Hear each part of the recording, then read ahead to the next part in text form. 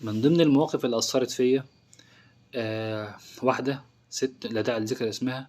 الواحدة دي كانت أخدت منّي حاجة، الحاجة دي كانت عاملة تقريبًا 15 جنيه وربع أو 15 جنيه ونُص. فالمهم دفعت لي 15 جنيه، أُفاجأ بعد نُص ساعة أو ربع ساعة بالضبط. الوليدة على فكرة كانت مُسنّة، كانت تتجاوز ال80 سنة أو 75 سنة. لقيتها بعد نُص ساعة جاية لي قالت لي: "اتفضل يا ابني." قُلت لها: "إيه يا حاجّة؟" قالت لي: "نُص جنيه بتاعك." أنا مش هاقول صُدمت على قد ما قُلت إن الدنيا لسه فيها خير. واللي يقول لك إن الدنيا خلاص، لأ، في ناس كتير جدًا محترمة، وناس كتير جدًا مش بتاكل حَق الناس، وناس كتير جدًا كويسة.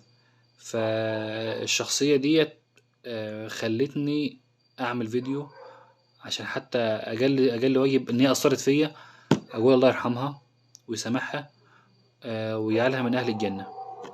السلام عليكم.